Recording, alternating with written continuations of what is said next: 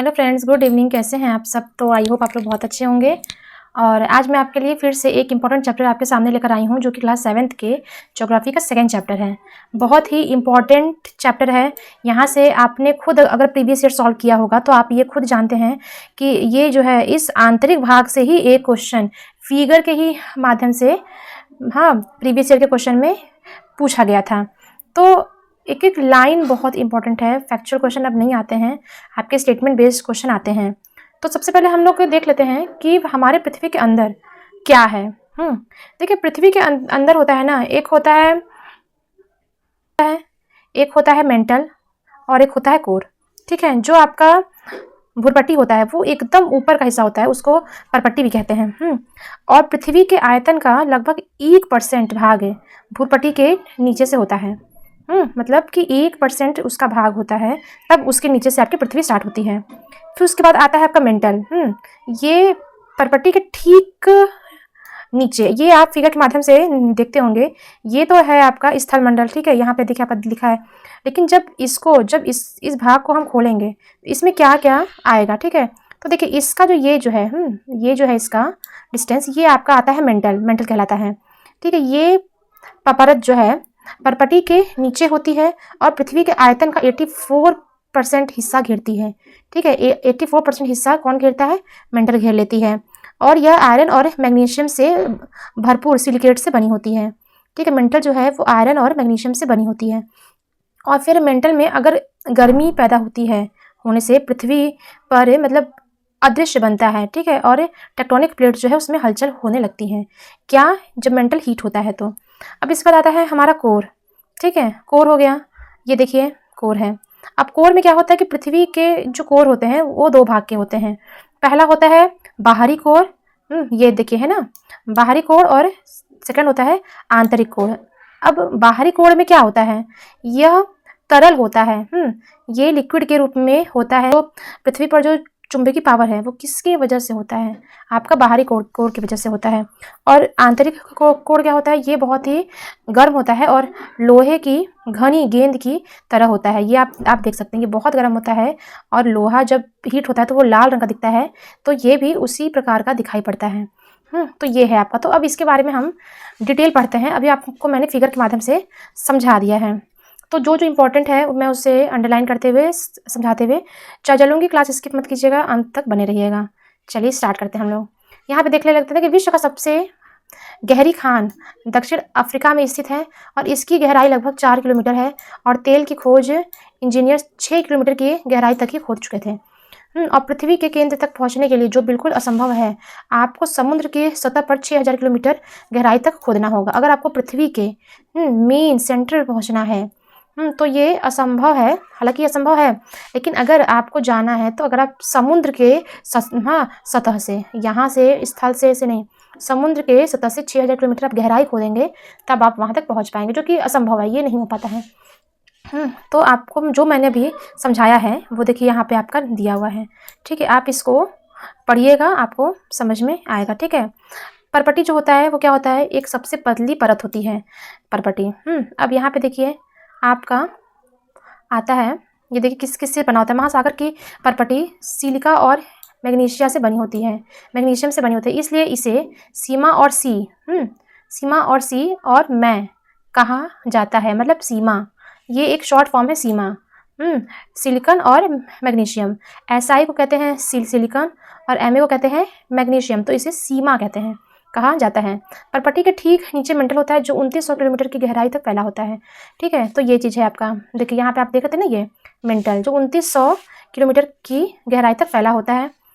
और इसकी त्रिज्या जो होती है, मतलब डायमीटर जो होता है, वो 3500 किलोमीटर होता है। यह मुख्यतः लोहे से बनी होती है और इसे नीफे कहते हैं, मतलब कि निकल और लोहे से बनी होती है, तो इसे नीफे कहते हैं। नीफे मीन्स होता है निकल और फे मीन्स होता है फेरस। तो ऐसे आपको याद हो जाएगा। पृथ्वी के आयतन का केवल 1% हिस्सा ही परपट्टी है, जो कि अभी मैंने आपको समझाया था। 84% मेंटल है, 15% का हिस्सा कोर का होता है। और पृथ्वी की त्रिज्या जो है, मतलब कि सपोज कीजिए ये पूरा पृथ्वी है, इसका जो डायमीटर होगा 6371 किलोमीटर होगा। ये चीज़ है। चलिए हम लोग अब देखते हैं खनिज और शैल और खनिज। शैल और खनिज के बारे में हम लोग को देखिए क्या पढ़ना है। ठीक है, तो यहाँ पे है आपका शैल और खनिज। तो सबसे पहले हम ये देख लेते हैं कि शैल क्या होता है और खनिज क्या होता है। शैल होता है कि पृथ्वी की जो परपटी बनाने वाला जो खनिज पदार्थ है, खनिज पदार्थ के किसी भी प्राकृतिक पिंड को शैल कहते हैं। ये चीज़ होता है शैल।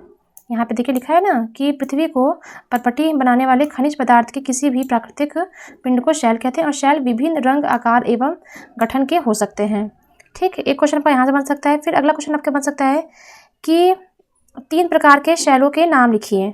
3 प्रकार के शैल कौन कौन से होते हैं आपके? आग्नेय, अपसादी शैल और कायांतरित शैल। ठीक है, तो ये आपके 3 प्रकार के शैल हो गए। अब इसमें क्या क्वेश्चन बन सकता है आपका कि बहिर्वेदी और अंतर्वेदी शैलों का निर्माण किस प्रकार होता है। ठीक है, तो यहाँ पे आपका देखिए, आइए हम लोग देख लेते हैं कि अंतर्वेदी शैल और बहिर्वेदी शैल क्या होता है। तो जो बहिर्वेदी शैल है उसका निर्माण जो है, जो लिक्विड लावा होता है, वो पृथ्वी के सतह पर आने तथा तेजी से ठंडा होकर ठोस बनने पर होता है।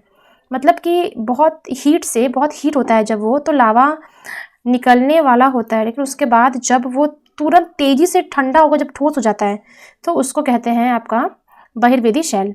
और अंतर्वेदी शैल क्या होता है? इसमें क्या होता है कि जो मैग्मा होता है, जो लिक्विड मैग्मा होता है, वो मतलब परपटी के अंदर गहराई में ही ठंडा हो जाने के कारण होता है। मतलब कि अंतर्वेदी में जो लावा होता है वो अंदर ही ठंडा हो जाता है, और बहिर्वेदी में क्या होता है कि ऊपर तक पहुंचने के बाद ठंडा होता है।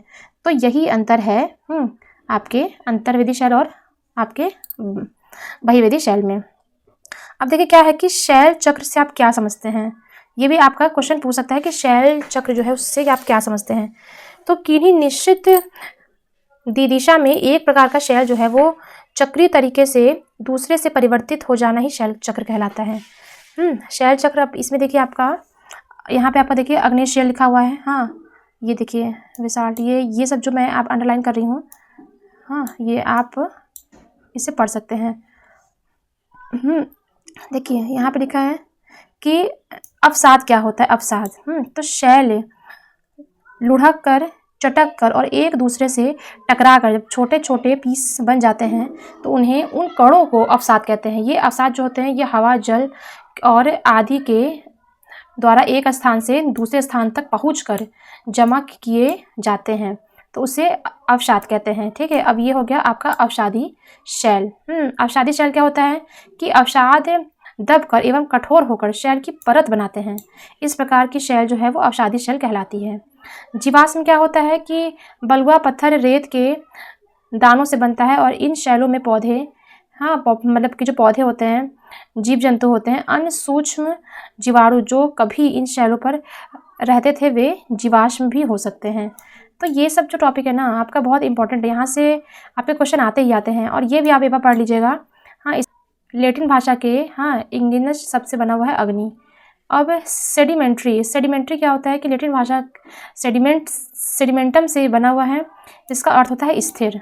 और आपका मेटामॉर्फिक, ये जो है आपका ग्रीक भाषा से लिया गया है, इसका अर्थ होता है रूप परिवर्तन। ठीक है, देखिए ये जीवाश्म भी है, यहाँ ये भी देख लेते हैं कि शैलों की परत में दबे मृत और जंतुओं के अवशेषों को जीवाश्म कहते हैं।